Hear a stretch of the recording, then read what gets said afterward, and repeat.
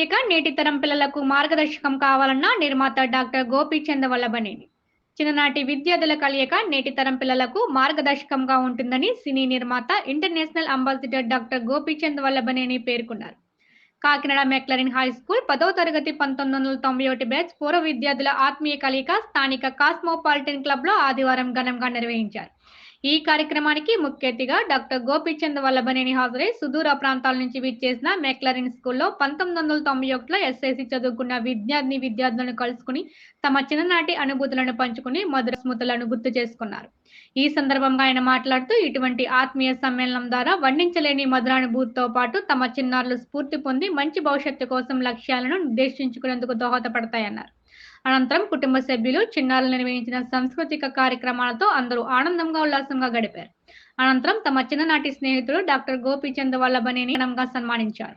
ఈ కార్యక్రమంలో ఎంకేఎం చిస్టి, చిక్కం శ్రీనివాస్, అమర్నాథ్, ఆదినారాయణ, సత్యనారాయణ గిడ్డి, రత్నకుమార్, సుభాష్ని, జయసుధ, శ్రీదేవి, రాణి, మోక్షాదేవి తదితరులు పాల్గొన్నారు.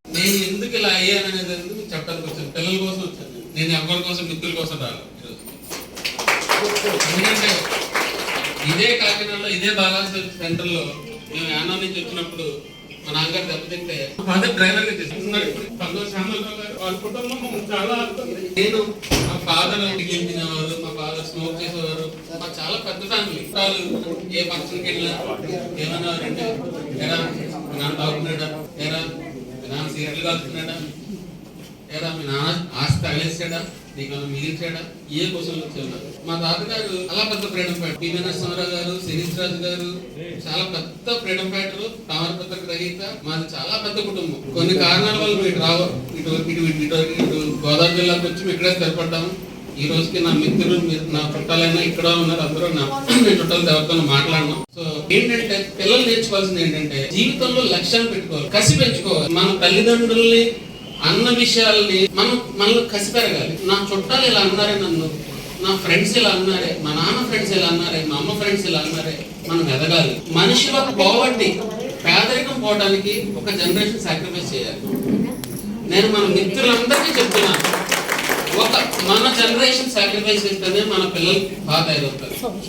మన పిల్లలు పోవర్టీకి మారడానికి మెయిన్ కారణం చదువు. నేను చదువు అనే దాన్ని క్రైటీరియా చెప్పను కానీ, అంటే టాప్ ర్యాంక్స్ రావాలి, ది బెస్ట్ అవ్వాలి, స్టేట్ స్టూడెంట్స్ అవ్వాలని చెప్పను కానీ, జ్ఞానం సంపాదించి బతకడం ఎలాగో, దీన్ని ముందుకెలా తీసుకెళ్ళాలి, దీనివల్ల మనం 10 మందికి ఎలా ఉపయోగపడాలి. నాకున్న స్థాయిలో నేను చిన్నప్పటి నుంచి నేను 10 మందిని చదివించాను, 10 మందిని పెంచాను, 10 మందికి పెళ్లి చేశాను. ఈ రోజుకి నా ఆర్మీ వల్లభనేని చారిటబుల్ స్టూడెంట్స్ లో నేను చాలా మందిని చదివిస్తూ ఉంటాను. నేను ఎప్పుడు బయటికి రానివ్వగానే చాలా హైదరాబాద్ చాలా స్కూల్స్ లో, కాలేజ్ లో మా పిల్లలు చదువుతూ ఉంటారు. మనం ఇచ్చిన డొనేషన్స్ చదువుతూ ఉంటారు.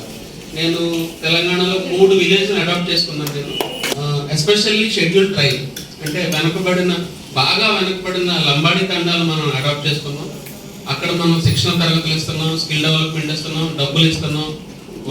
వాళ్ళు చేసిన సస్టైనబుల్ ప్రాజెక్ట్స్ ని మనం అమ్మి మళ్ళీ అదే డబ్బుల్ని వాళ్ళకి ఇచ్చి ఆ విలేజ్ డెవలప్ అవడానికి మనం ఉపయోగపడుతున్నాం. చాలా మందిలో మార్పు తేవడానికి మనం ప్రయత్నిస్తున్నాం.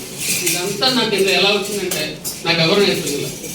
కాకినాడ ప్రముఖ పారిశ్రామికవేత్త నన్ను చేసిన అవమానం, కాకినాడలో నా కులస్తుడైన ప్రముఖ పారిశ్రామికవేత్త నాకు చేసిన అవమానం, ఘోర అవమానం. ఒక ప్రముఖమైన బ్యాంక్ లో నేను చిన్న ఎన్ఎంఆర్గా చేసేవాడిని. చేస్తే నేను కృష్ణా జిల్లా కంపౌండర్ అని చెప్పేసి నన్ను పర్మినెంట్ చేయకుండా నా మీద 2500 రూపాయలు చెక్కు దొంగతనం చేశాను, గెంటేసి నా బ్యాంక్ యాజమాన్యం. నాకు ఉద్యోగం ఇవ్వడానికి మా డబ్బుల మీద ఐఏఎస్ అయిన నా మేనమ, ఆయన కోర్టు కమిషనర్ ఉండాడు అప్పట్లో ఇక్కడ కాకినాడకి, మొత్తం ఆంధ్ర కోర్టు కమిషనర్. ఆయన నాకు జాబ్ ఇవ్వకపోవటం నేను ఈ రోజు ఈ స్థాయిలో ఉన్నాను. సో క్రైసిస్ ని మంచిగా మలుచుకోండి. కష్టం వచ్చింది కదా అని కుంగిపోవద్దు. ఎవడో హెల్ప్ చేస్తాడు, ఆడెవడో చేస్తాడు, ఈడెవడో చేస్తాడు అనుకోవాలి. మనకి లక్ష్యాలు ఉండాలి, మనం ముందుకెళ్ళాలి. డబ్బే కాదు, బుర్ర కూడా పనిచేస్తుంది. నాకు డబ్బు ఉండి నేనేం బయటకు రాలి.